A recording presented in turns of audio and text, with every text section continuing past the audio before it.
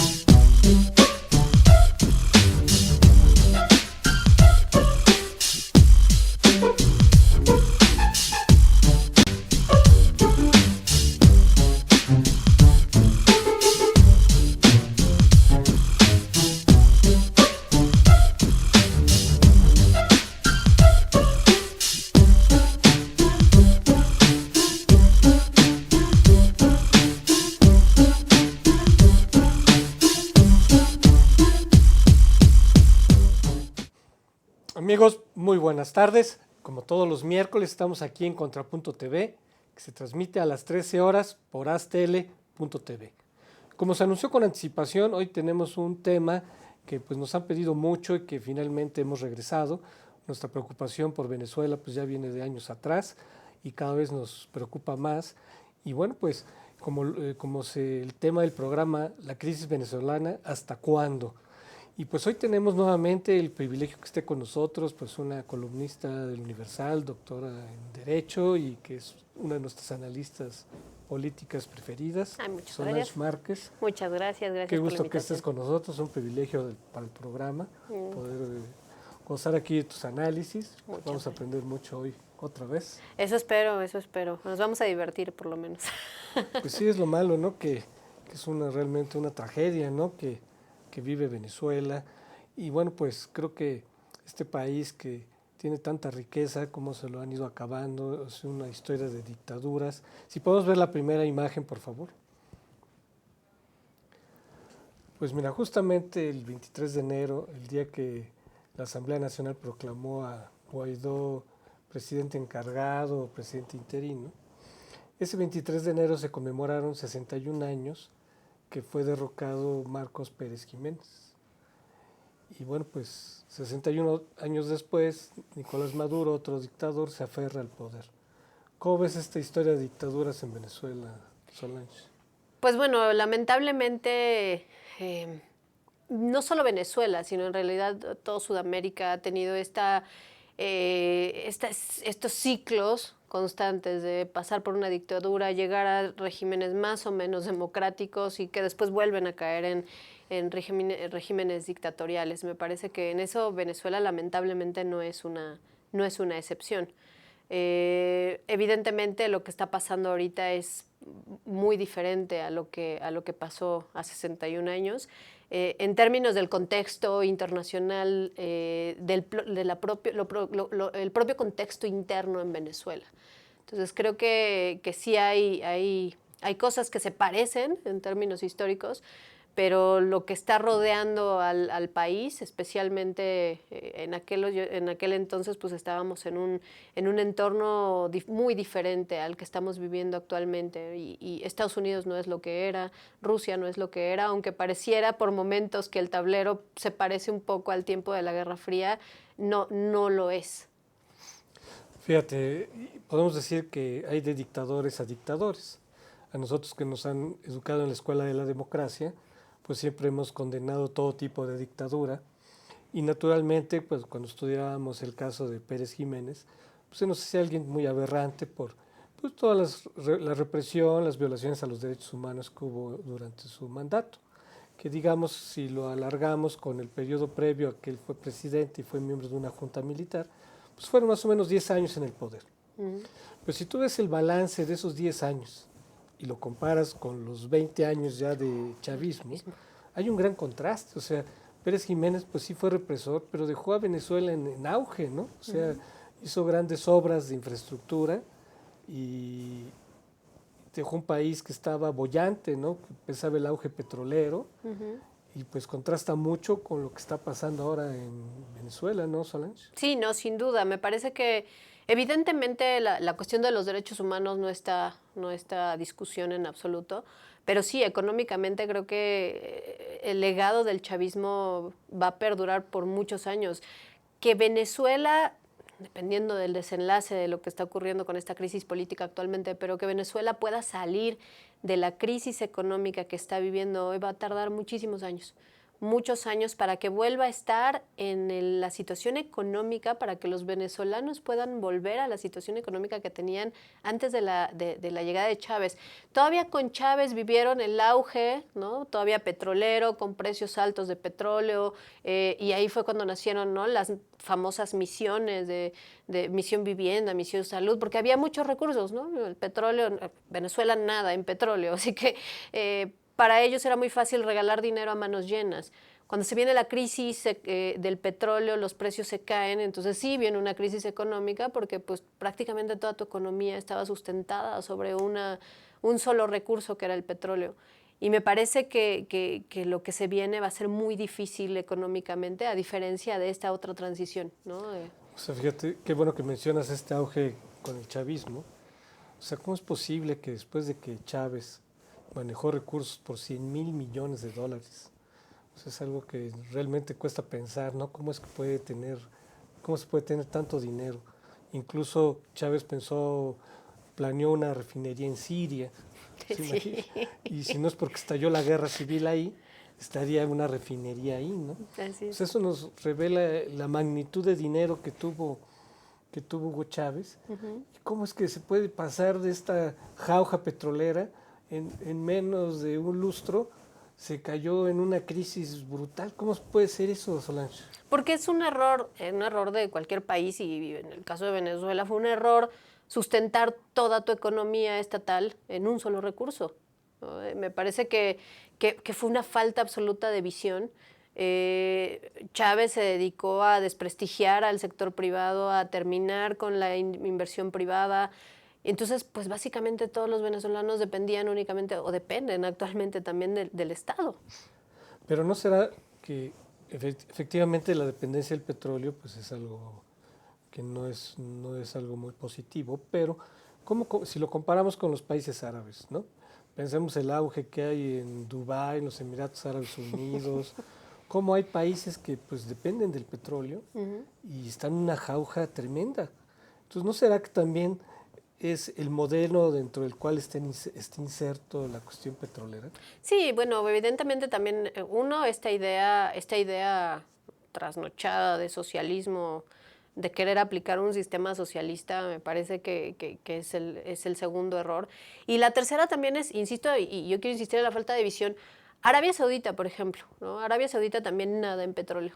Y sin embargo, Arabia Saudita ha invertido miles de millones en modificar toda su red de red eléctrica para no depender de la energía eléctrica. Entonces, básicamente lo que están haciendo es transformar todos sus sistemas para depender de energía solar. Claro, pues están en pleno desierto, entonces pues ahí tienen energía solar para siempre.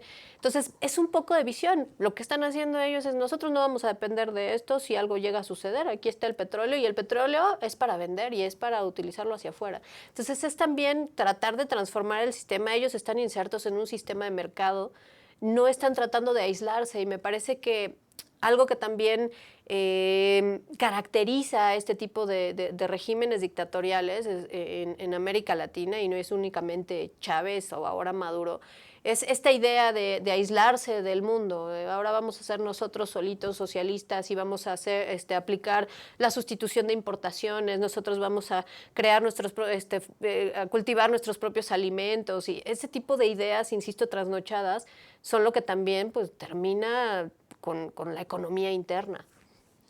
Sí, es el problema cuando impera un hombre fuerte, ¿no? Un hombre fuerte que decide por todos Ujú. nosotros lo vimos en tiempos de Echeverría y López Portillo, ¿no? De cuando, sobre todo con López Portillo, que se empezó a vivir un auge petrolero y pues se dilapidó muy rápido ese auge, ¿no? Claro, que también porque llegó una crisis económica muy fuerte y sumado, por supuesto, también a algo que no podemos echar por tierra, que fue la corrupción, ¿no? El sexenio de Echeverría, pero especialmente el de López Portillo en México, fue sumamente corrupto y era regalar dinero a manos llenas por todos lados. Cuando el dinero se acaba es cuando vienen los problemas. Y fíjate, el auge petrolero no duró ni un sexenio y la crisis económica duró 25 años, ¿no? Así es. O sea, es terrible para que un país como tú comentas, para que logre superar todo ese desastre, ¿no? Si podemos ver la siguiente imagen, por favor. Y algo que llama mucha atención de la crisis venezolana pues son las protestas, ¿no? O sea, todo un país está, como dice aquí, mi patria tiene hambre. Es impresionante la inflación que vive Venezuela, la carestía, lo que está sufriendo, ¿no? Y cuando se dio el caso de Pérez Jiménez, pues se dieron protestas y finalmente el ejército pues le dijo, ¿sabes qué? Pues no podemos continuar, ¿no? Entonces le pidieron que abdicara, digamos, y se fue Pérez Jiménez, ¿no? Y se ahorró un baño de sangre, ¿no? Por suerte, ¿no? Aquí también, igual que hace 61 años, hay protestas, todo un país está protestando y sin embargo el ejército sigue apoyando a Maduro. ¿A qué crees que se deba esto? Que no se pueda, porque así como pintan las cosas, la primavera venezolana, ¿no? Si lo podemos comparar, ojalá nunca llegue a que se convierta en una pesadilla tipo Siria, ¿no? No, por favor. Me parece que aquí hay varios puntos que son importantes de tener claro. Lo primero es por qué el ejército sigue apoyando a Nicolás Maduro, ¿no? Porque evidentemente las protestas, la gente en las calles demuestra que ya no lo quieren, que ya la gente quiere que se vaya. Y el ejército sigue ahí, sigue apoyándolo por una razón muy sencilla. Hugo Chávez fue muy inteligente cuando llegó al poder. Encumbró al ejército, militarizó el Estado de una manera que no se había tenido tan abruptamente y tan de lleno antes. ¿Qué significa esto? Que les dio negocios, que les permitió involucrarse incluso en actividades para las que constitucionalmente no estaban facultados. Y eso pues le permitió de alguna forma, y si se me permite lo llamaré así, sobornar al ejército, ¿no?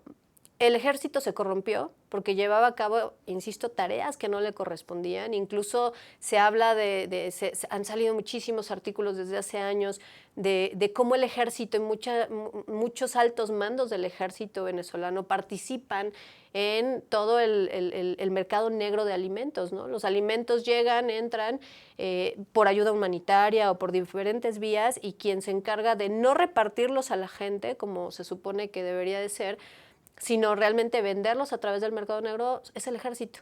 Eso, entre otras muchas redes de mercado negro que ellos manejan. Entonces, ¿qué es lo que sucede con esto? Que pues ellos saben que han sido parte de esta red de corrupción y temen perder sus privilegios, los altos mandos del ejército, y ojo que ni siquiera los medios mandos ni la tropa. Esos viven una situación exactamente igual que la mayor parte de la gente en Venezuela. También se habla del narcotráfico, ¿no? Así es, también se habla de narcotráfico, han salido muchos artículos que vinculan al ejército venezolano con el Ejército de Liberación Nacional en Colombia.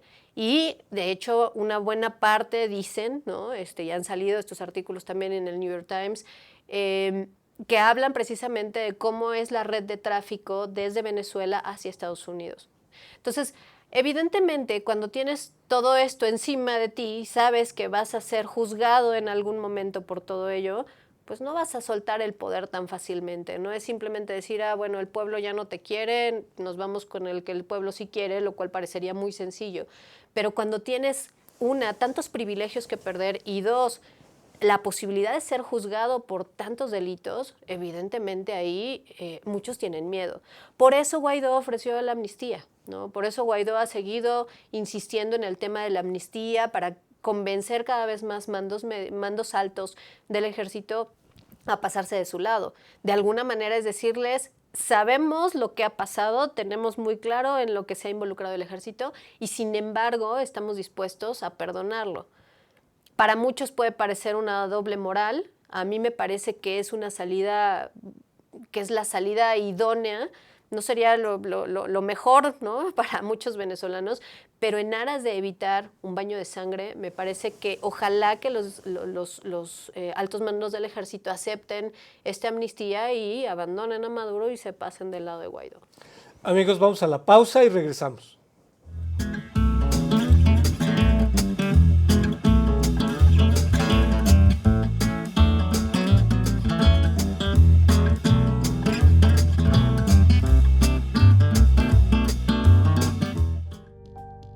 Estudié psicología porque siempre me ha gustado ayudar a las personas que están a mi alrededor. Actualmente estoy haciendo una investigación con cuidadores primarios de pacientes con cáncer y esta experiencia me ha llevado a plantearme nuevos horizontes en lo profesional. Soy Carla Fernández y uní la psicología y la danza para ayudar a que la gente se sienta mejor.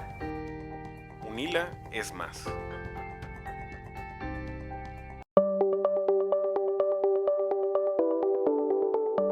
Astele.tv.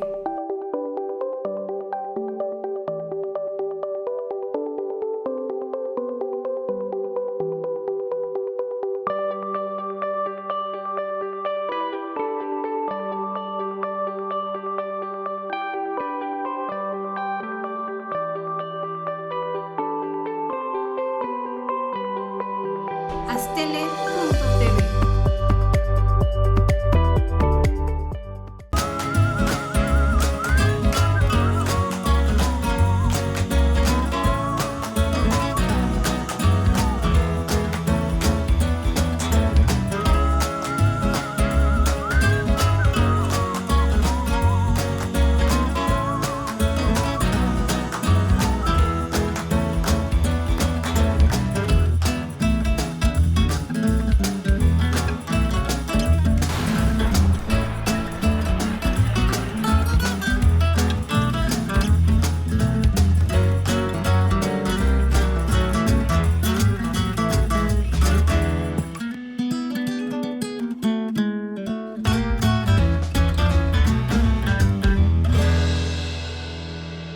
Astele.tv.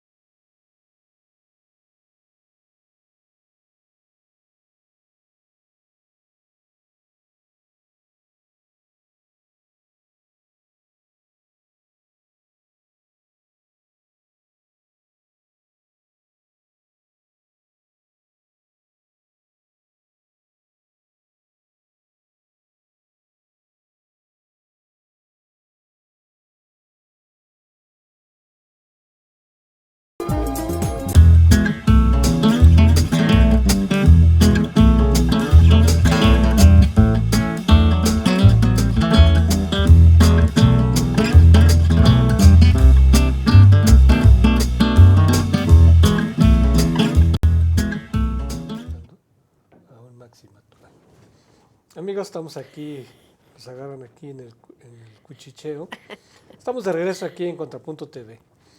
Estamos aquí analizando, ¿verdad?, lo que está sucediendo en Venezuela y cómo, pues desde que llegó Maduro al poder, hemos hablado que van de crisis en crisis, desde que se consumó su elección en el 2013, pues se habló de un fraude electoral y se habló de protestas con Capriles.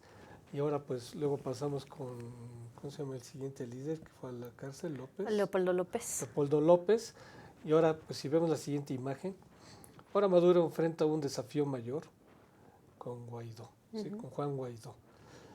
¿Qué ves de particular este nuevo desafío? Porque ya ves que pues Capriles pues también era un líder muy carismático y Leopoldo López pues no se diga, ellos encabezaron grandes marchas de protesta.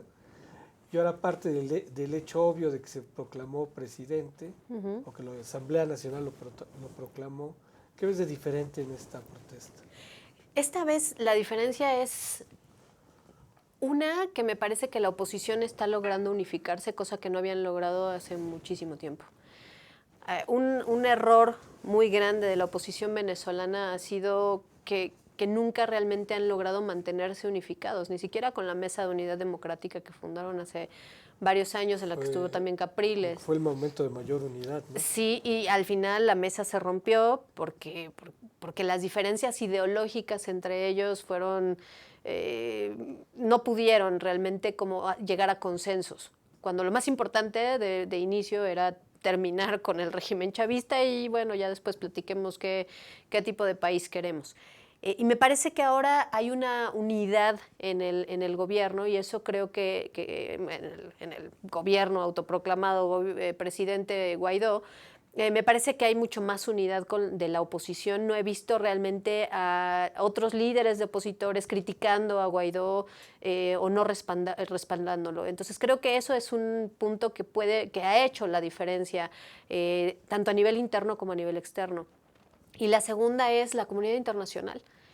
Me parece que en ocasiones anteriores no habíamos visto este respaldo internacional tan vocal, tan fuerte, tan importante. Claro. Una, evidentemente, es Donald Trump, con el que podríamos tener... Podemos ver la siguiente imagen, por favor, que justamente hace referencia, mira, aquí hace referencia a un grupo de presidentes, ¿no? Así es. Entonces tenemos presidentes tan diferentes como Donald Trump, Macron, Petroshenko de Ucrania, o sea, cosas que tú dices muy difícil, o Pedro Bolsonaro, Sánchez. Pedro Sánchez, o sea, fíjate, un grupo tan diferente y en muchos ideológicamente tan opuestos. ¿Cómo es que se ha dado todo este grupo tan plural y tan opuesto en muchos casos que está apoyando a Guaidó? Porque creo que ahora sí todo el mundo está temiendo una crisis económica de mayores dimensiones debido a Venezuela. Y hay dos situaciones importantes. La primera es la migración tan grande que ha tenido Venezuela. Y ahí estamos hablando de 2.5 millones más o menos que ya han migrado en estos últimos años, pero que genera una presión muy grande para los países a los que están llegando, no solamente en América Latina. Digo, Colombia es el primer interesado en que la cosa se solucione en Venezuela porque ellos son los que han recibido la mayor parte de los inmigrantes venezolanos. Sin embargo, por ejemplo, España. Hay 150,000 aproximadamente ciudadanos venezolanos que tienen la doble nacionalidad y que también tienen nacionalidad española. Entonces estás hablando de 150,000 personas que podrían estar pensando, si esto se sigue agravando, en irse a España, ¿no? Porque tienen la posibilidad, tienen el pasaporte y pueden llegar sin ningún problema y asentarse ahí. Imagínate la presión económica, social, política que eso generaría para un país como España, que ahorita también está bastante ocupada en resolver sus propios conflictos internos. Fíjate qué buen punto ese y casi no se considera ese aspecto, ¿no? Que al tener la doble nacionalidad, pues tienes derechos del Estado español, ¿no? Incluso estando en Venezuela, ¿no? Incluso estando en Venezuela están obligados a apoyarte, ¿no? Porque hay una serie de apoyos del Estado para el ciudadano español que vive en otro país, ¿no? Entonces, evidentemente, para muchos otros países, pues eso sí genera una presión muy fuerte de esperar que mejor se solucionen las cosas allá y no me vayan a llegar acá. Y la segunda, pues es que la crisis económica de Venezuela puede ya empezar a tener impactos mucho más grandes que solamente a nivel interno. Sí, fíjate, es un foco de tensiones y de desestabilización regional. Pero también se puede convertir en un asunto internacional, considerando que este conflicto quede inserto en una polarización que se está dando geopolítica, ¿no? Por ejemplo, entre Estados Unidos y China o Estados Unidos y Rusia. Sí, claro. Por eso te decía al principio que pareciera que estamos otra vez en un ajedrez muy similar al de la Guerra Fría, ¿no? Con Estados Unidos por un lado y Rusia por el otro. Evidentemente no es lo mismo. Estados Unidos no es lo que era en ese entonces, Rusia tampoco lo es. Y aquí lo que llama mucho la atención es de un lado de la crítica, por ejemplo, a quienes apoyan a los opositores en Venezuela, se dice que se apoya la posible invasión de Estados Unidos. Y me parece que es una exageración decir eso, ¿no? Creo que nadie apoyaría una invasión militar de parte de Estados Unidos. Pero por el otro lado, se critica también que los intereses de Estados Unidos en Venezuela son porque, pues nada, en petróleo, ¿no? Es la potencia más rica en petróleo en todo el mundo, entonces están interesados en su petróleo, sí, pero como si Rusia no lo estuviera. O sea, Rusia apoya a Maduro no porque Maduro sea muy simpático, sino porque tiene ya inversiones muy fuertes con Venezuela, dos, porque Venezuela tiene una deuda enorme con Rusia. Y de hecho, o sea, las ventas de petróleo están hipotecadas con China. Con China, exactamente. Entonces, por ejemplo, si cayera el gobierno, China tiene miedo de que no le vayan a cumplir, ¿verdad? Porque como tienen deuda con China, tienen miedo que el nuevo gobierno no le vaya a cumplir. No le vaya a reconocer la deuda, claro. Exacto. Y aquí me parece, por ejemplo, muy importante que en estos días se filtró en los medios de comunicación una supuesta reunión de Guaidó y de integrantes de su gobierno interino, como se le llame, con personas de la embajada china, con representantes del gobierno chino. Y bueno, después, apenas hoy, hace unas horas, salió el portavoz del gobierno de China a desmentir esa supuesta reunión. Pero de parte de Venezuela, por ejemplo, de Guaidó, no hubo un desmentido y tardaron un par de días en desmentir esta posibilidad. Entonces, me parece que todo el mundo está jugando a cubrir sus propios intereses. Y en el caso de China, pues les interesa que les reconozcan su deuda. Mientras le vayan a reconocer y el próximo gobierno le reconozca su deuda, me parece que ellos no van a meterse mucho más allá. En el caso de Rusia, ahí me parece que un aspecto que es muy diferente. No solamente Rusia está jugando en términos de económicamente, Venezuela es deudor de Rusia, sino que geopolíticamente es importante para Rusia mantenerse en Venezuela. Y eso es lo que hace la diferencia entre distintos jugadores, ¿no? Unos realmente están protegiendo sus intereses económicos, pero por el otro lado están intereses geopolíticos que van mucho más allá de lo que está sucediendo en estos momentos. Exacto, ¿no? A nivel internacional, el caso de Venezuela está poniendo a prueba, ¿verdad?, esta geopolítica internacional entre las potencias, ¿no? De que, por un lado, tanto Trump, o pensemos en Bolsonaro también, están buscando reducir la presencia de China y de Rusia en el continente americano, ¿no? Así es. Y por otro lado, pues China y Rusia apoyan a Maduro para evitar que sirva como ariete contra ellos, ¿no?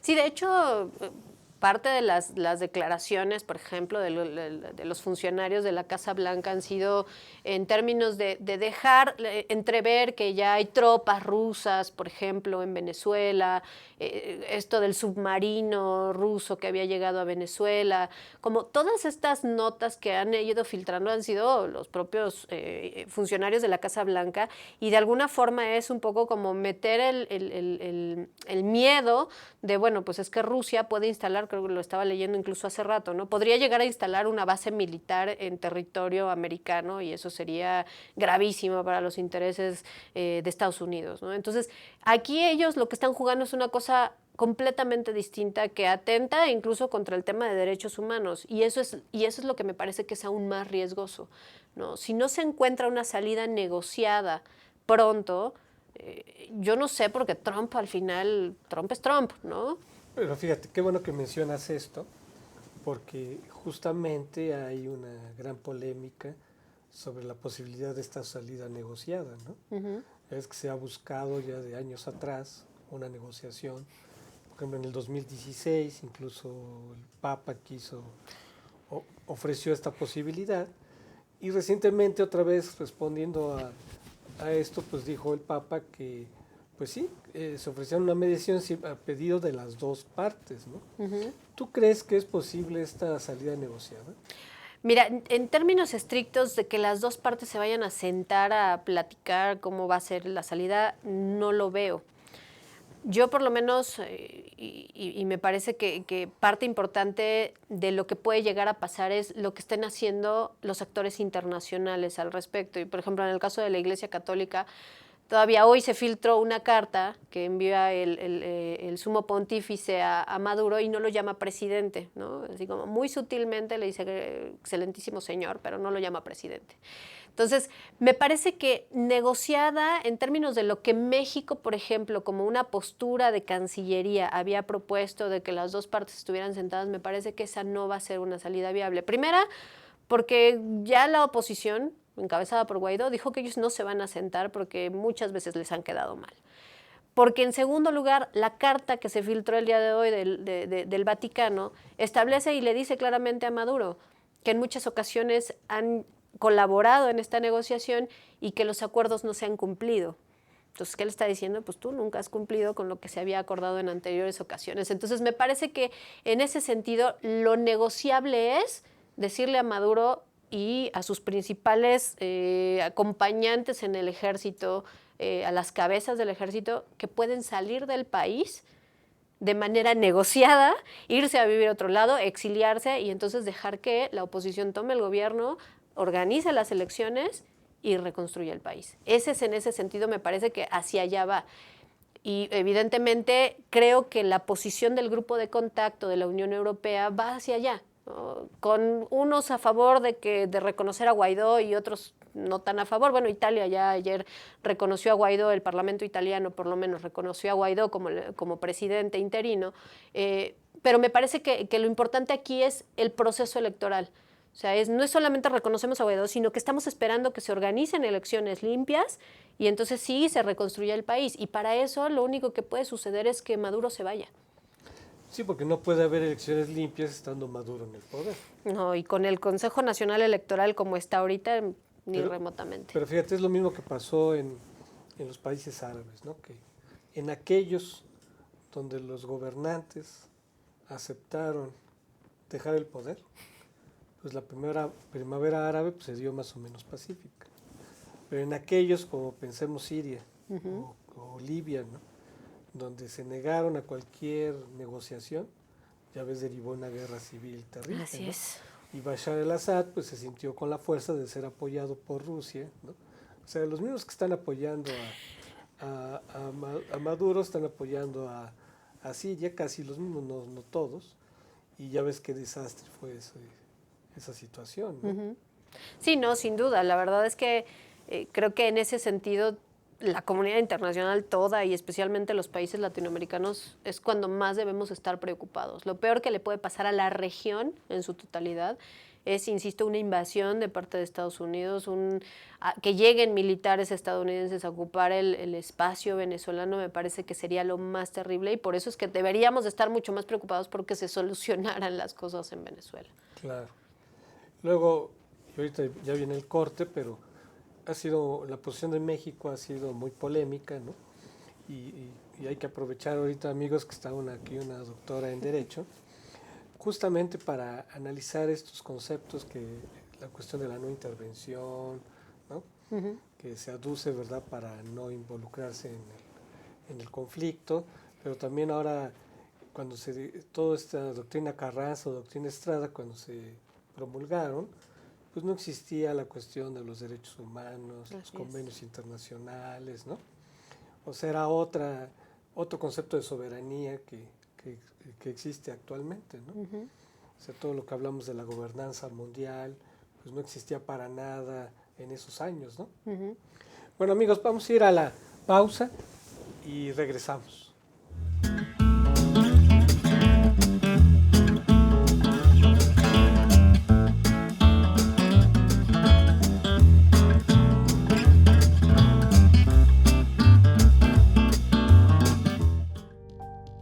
Estudié psicología porque siempre me ha gustado ayudar a las personas que están a mi alrededor.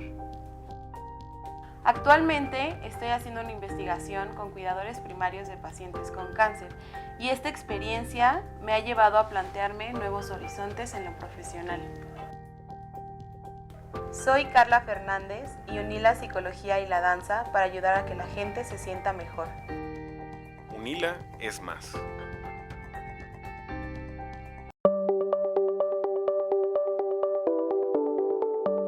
Astele.tv.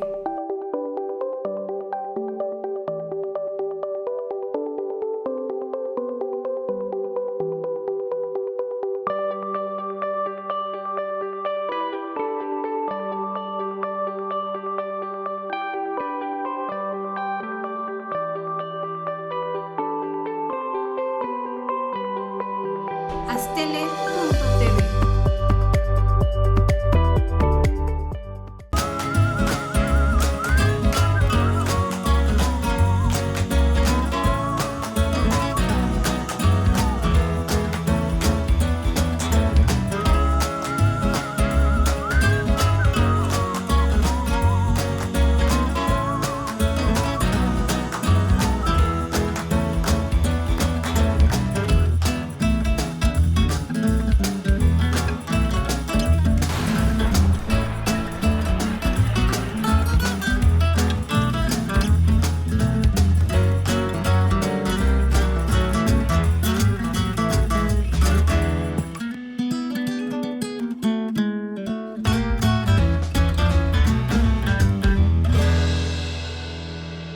Astele.tv.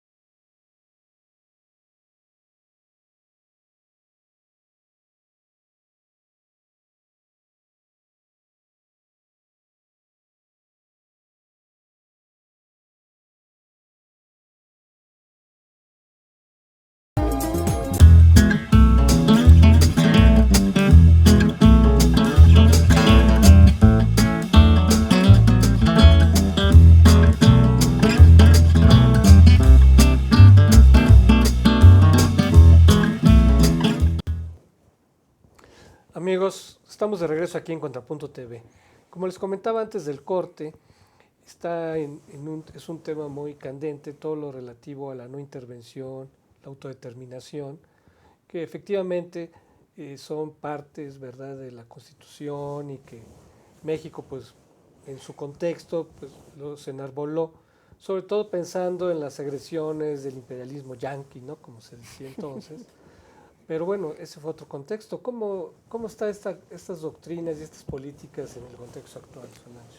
Pues mira, actualmente me parece que son completamente desactualizadas. La no intervención era una, también en su momento, ¿no? Fue una forma de navegar de manera neutral para no meterte en problemas con absolutamente nadie. Siendo honestos, México de todas maneras no fue en todos estos años 100% neutral. En el gobierno de Echeverría se desconoció a Pinochet, por ejemplo. Entonces, tampoco es como que la doctrina se haya establecido de la no intervención se haya llevado a cabo a pie juntillas durante todos estos años. Entonces, me parece que está fuera de la realidad querer mantener a México fuera de la discusión de lo que está sucediendo con países que además son países hermanos.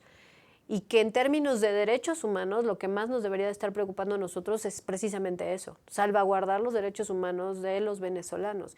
¿Y eso qué incluye? Incluye que, por ejemplo, se deje entrar la ayuda humanitaria, que está detenida en las fronteras, a ver, que bueno, no se permite ni siquiera entrar. Ahí tenemos una imagen. Bueno, estos son los gobernantes que están apoyando, ¿no? No es casual, ¿no?, quienes apoyan, ¿no? Putin, que es de los mayores violadores de derechos humanos, ya también va a cumplir 20 años en el poder, ¿no? Daniel Ortega, ¿no?, que es todo un caso, ¿no? Uf. Pero a ver, la siguiente imagen que tenemos, porque está haciendo referencia justamente a un tema muy candente, que justamente Guaidó ya puso como un plazo para que pueda llegar. Mira, esta imagen también dio la vuelta al mundo. Así es. De cómo se bloqueó la ayuda humanitaria, ¿no? Exactamente. Esos bloqueos los puso el propio ejército venezolano. Y era precisamente para evitar que entren alimentos, medicamentos que vienen pues, por parte de diferentes países, desde Alemania, Estados Unidos, países de la Unión Europea, buscando aliviar un poco la situación en la que están ahorita miles de venezolanos. Tristemente, un poco la retórica al interior de Venezuela ha sido que ayer escuchaba a la vicepresidenta Delcy Rodríguez decir que los alimentos y los medicamentos venían envenenados, ¿no? Y que era terrible que lo quisieran repartir porque venían envenenados.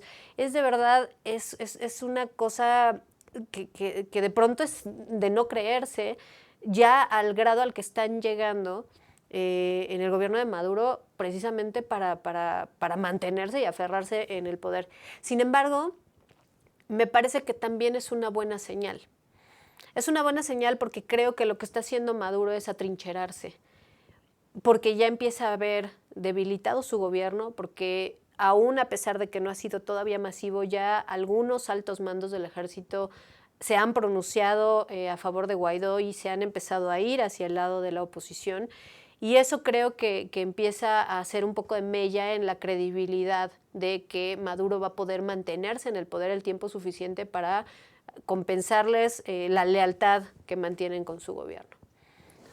¿Qué pasa, por ejemplo, cuando un país firma un tratado internacional, lo ratifican, por ejemplo, sobre derechos humanos? ¿Ese no se vuelve legislación interna? Bueno, tiene que pasar, evidentemente sí. En el caso de México, por ejemplo, ya hace tiempo la Suprema Corte de Justicia determinó que en términos de la jerarquía de las normas, los tratados internacionales están justo debajo de la Constitución y al mismo grado que las leyes, ¿no? Entonces, evidentemente, para que puedan entrar en vigor en el país, pues tienen que adecuarse las leyes, modificarse las leyes hacia lo que se firmó en los tratados internacionales. Sin embargo, México está obligado por los tratados internacionales que firme a cumplirlos. Pero incluso llegan a ser parte de la Constitución. Sí. Piensa, por ejemplo, en la cuestión de los refugiados, ¿no? Uh-huh. Entonces, todos aquellos que les des estatus de refugiado, por la Constitución estás obligado a darle los mismos derechos de cualquier ciudadano. Así es. Entonces, si tú ratificaste tratados de derechos humanos, entonces constitucionalmente estás obligado a defenderlos. A defender los derechos humanos. Claro, el gobierno actual podría decir, ¿no?, que sí estás obligado a defender los derechos humanos en tu territorio, pero no en el territorio del vecino, ¿no? Y eso se puede llegar a interpretar. Sin embargo, me parece, insisto, que ya no es viable. México está perdiendo presencia y liderazgo internacional por mantener una postura, si se me permite decirlo así, bastante temerosa en el tema de Venezuela, ¿no? ¿Por qué? Pues porque estamos viendo a otros actores mucho más echados para adelante en términos de la defensa de los ciudadanos venezolanos. Aquí nadie está diciendo que tomes partido ya en última instancia por uno o por el otro, pero por lo menos en términos de la defensa de los derechos humanos sí me gustaría ver a un México muchísimo más activo, mucho más empujando a que se hicieran las cosas y que se mantuviera la gente, bueno, pues con los mínimos para poder vivir. Incluso hay riesgo, o sea, viéndolo desde un punto de vista de pragmatismo político, los países se van aislando, ¿no? Así es. O sea, nos vamos aislando y ¿cuál es el riesgo de estar aislados internacionalmente? ¿Qué riesgo hay? Bueno, es que hay muchos riesgos pero creo que en ese sentido este gobierno lo que está viendo son los beneficios. El beneficio de aislarte y el beneficio de utilizar la doctrina para decir yo no voy a intervenir en lo que pasa en otros países es ellos no pueden intervenir en lo que pasa en mi país, ¿no? Entonces, cuando en México llegue a darse violación de derechos humanos, tú con la mano en la cintura como gobierno puedes decirle a los demás no te metas, pero yo no me metí contigo, tú no te metes conmigo.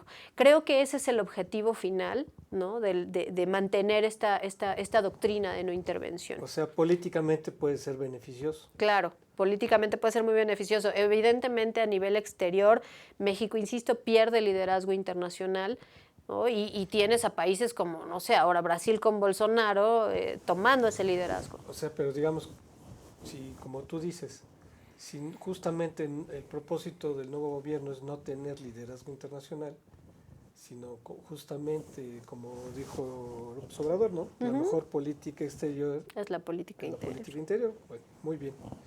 Pero, ¿qué va a pasar si requieres ayuda del exterior? Pensemos económicamente, ¿no? No hay riesgo de que si te aíslas políticamente y que pues digas yo no necesito de nadie, si requieres ayuda, cuando requieres ayuda económica, No la vas a tener. No la vas a tener por lo menos de un cierto tipo de países. Y eso también es una cosa bien interesante de lo que está pasando con la política exterior de México. ¿En qué grupo de países nos estamos insertando con esta supuesta no intervención?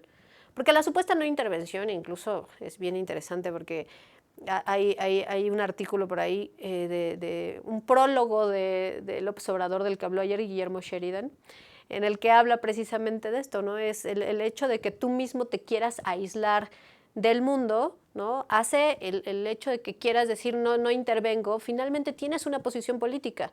El omitir pronunciarte a favor o en contra de algo, de todas maneras es una posición política. Y en este caso es una posición política que le da aire al gobierno de Nicolás Maduro. ¿En qué sector o en qué eje de países te estás insertando? Pues te estás insertando en el eje de países donde están Evo Morales, ¿no? Donde está Daniel Ortega, todos estos países de izquierda populista en la región. Y te alejas de los países, ¿no? Como la Unión Europea, que tienen una postura completamente contraria a la tuya. Y eso me parece que también en términos estrictos es muy riesgoso, ¿no? Quienes te van a ayudar si tienes una crisis, pues espera que te ayude Evo Morales o que te ayude Daniel Ortega, dudo que Nicaragua tenga forma de ayudarnos, ¿no? Entonces, realmente es muy riesgoso también porque para ti mismo ya no existe la neutralidad, ¿no? A nivel internacional te estás poniendo en uno o en otro lado. bueno, también se podría decir que entonces, a lo mejor ya decidiste apostar a tener mayor acercamiento con Rusia o con China, ¿no? O con China, y sí creo. Y entonces, ¿cuál crees que sea la postura de Estados Unidos? Si pensemos, ¿no? En el TEMEC se supone que hay una cláusula que dice que no puedes tener tratados de libre comercio con aquellos países que no sean de libre mercado, ¿no? Entonces un poco el mensaje era para China, ¿no? Así es. Entonces a lo mejor un acercamiento con China podría ser un pretexto para Trump para salirse del TEMEC, ¿no? Sí, es muy interesante lo que está pasando y va a ser muy interesante ver cómo el canciller Marcelo Ebrard maneja esta situación. Algunos están buscando para pretextos para que Trump rompa con el TEMEC y buscar un acercamiento más con China y con Rusia. No lo sé, fíjate, no estoy tan segura en realidad de qué es en realidad lo que están buscando, porque este gobierno lo que ha tratado desde el principio de sí mantener es una buena relación con Donald Trump. No se han querido pelear en absoluto con Donald Trump, contrario a lo que uno podría pensar de un gobierno teóricamente de izquierda, como es el que llegó. Y no se han querido pelear con Donald Trump, al grado de que nos convertimos en tercer país seguro sin siquiera haber firmado un acuerdo de tercer país seguro, ¿no? Ahora ya todos los que soliciten asilo en Estados Unidos, que vengan todos los centroamericanos, nosotros nos los quedamos aquí en México como sala de espera, ¿no? Y no tenemos un acuerdo siquiera firmado. Eso es de alguna forma para mantener contento a Donald Trump. Entonces, ¿cómo le vas a hacer si te estás insertando en el otro lado, en el tema de Venezuela, te estás insertando en el lado contrario al que está Estados Unidos, al que está Donald Trump? ¿Cómo le vas a hacer para seguir manteniendo esta buena relación con tu vecino del norte? ¿Cómo le vas a hacer si teóricamente este gobierno ha manifestado que el TEMEC le interesa mantenerlo? Sí, claro, en esa lógica no cuadra. No cuadra tener mayor relación con China o con Rusia. No cuadra. Y sin embargo, no de ahorita, sino cuando se anunció el Tren Maya, por ejemplo, salieron diversas notas en medios nacionales y en alguno que otro internacional sobre el interés de China para invertir en el Tren Maya. Entonces, pues ahí también puede venir algo de, bueno, no necesariamente voy a firmar un acuerdo de libre comercio con China, entonces no estoy violentando el TEMEC, pero sí voy a tener inversión extranjera proveniente de China. Bienvenidas esas inversiones, ¿no? Sobre todo si hay otras inversiones que se van, qué bueno que vengan los chinos o los rusos o quien sea, ¿no? Claro, pero entonces vamos a estar en el mismo lugar en el que está Venezuela, por ejemplo, ¿no? Con una deuda muy grande con esos dos países particularmente. ¿Y cómo te ponen eso en tu contexto de relación con un vecino del que no te puedes librar? Vaya, nosotros ni siquiera estamos en la posición de Venezuela, que está en Sudamérica. Nosotros sí lo tenemos justo al norte y tenemos demasiados temas en común como para romper relaciones con Donald Trump. Claro. Sí habría que ver qué tanto Estados Unidos va a permitir que haya mayor injerencia de China y Rusia en México. Así es. Porque justamente algo que ha acercado a Trump con Bolsonaro es la promesa de Bolsonaro de sacar la influencia de China, en Brasil, ¿no? Exactamente. Porque ahora resulta que China ya es el principal socio comercial de muchos países de América Latina. ¿No? Entonces yo no sé hasta qué punto Estados Unidos permita que en México se haga, ¿no? Exacto. Y yo la verdad es que tampoco estoy muy segura y insisto, no veo de parte de la Cancillería una política realmente bien estructurada de cómo tienen que manejar estos temas. Son muy delicados. Es muy delicado lo que está pasando y me parece que no hay como realmente una idea muy estricta, diplomática de cómo se va a manejar, ¿no? Tanto una cosa como lo que sucede en Venezuela como la relación con Donald Trump. Bueno, amigos, pues como ven, la crisis de Venezuela inserta en una geopolítica económica y mundial, pues tiene muchos coletazos, ¿no? Muchos, muchísimos. No, y México la verdad es que no puede quedarse a la deriva. Aquí lo importante es que si México se queda a la deriva, puede también tener consecuencias para nosotros. Pareciera que no, pero lo que sucede en Venezuela nos va a afectar de una o de otra manera. Y creo que ahí es donde deberíamos tener mucho más la vista puesta en lo que esté haciendo o esté decidiendo nuestro gobierno. Por ejemplo, otro aspecto que no hemos analizado, con la cuestión del petróleo, ¿qué tanto está impactando en la crisis venezolana en la cuestión del petróleo que también nos afecta a nosotros, ¿no? Sí, pues creo que los precios del petróleo ahorita no están realmente viéndose demasiado afectados por lo que está pasando, pero creo que ahí puede llegar a, si hay una intervención militar, si hay una guerra civil en Venezuela, entonces sí podríamos ver algo mucho más grave. Y creo que eso es también lo que están tratando de prevenir los países principalmente del grupo de contacto. ¿O será que no ha habido boicot petrolero estrictamente? No, tampoco. Lo único que ha habido son las sanciones establecidas por Estados Unidos. Y eso también es muy interesante porque se habla mucho del imperialismo yanqui y demás, pero quien paga la factura por el petróleo de Venezuela, la mayor parte del petróleo venezolano se le vende a Estados Unidos.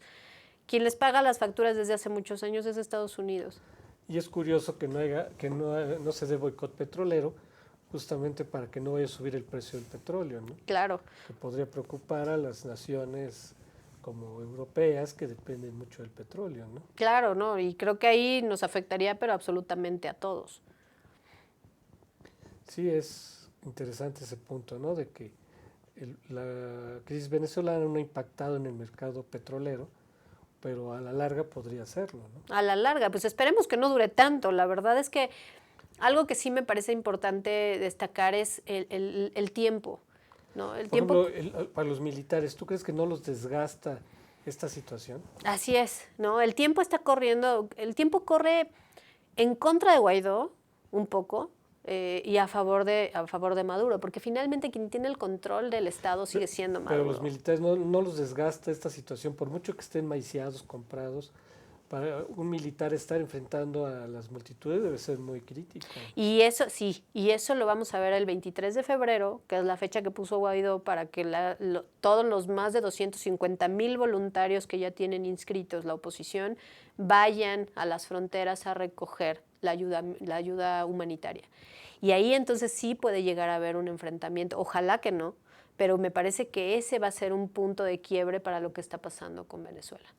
Amigos, la moneda está en el aire, la crisis venezolana pues sigue todavía en un stand-by muy crítico y esperemos que haya una pronta resolución, si no pues seguiremos pendientes. Y agradecemos mucho a Solange que haya estado con nosotros y los invitamos el próximo miércoles para analizar otro tema de importancia nacional e internacional.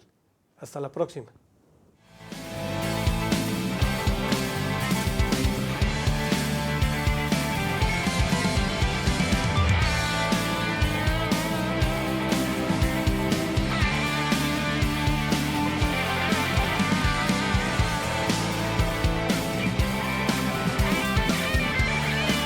Tele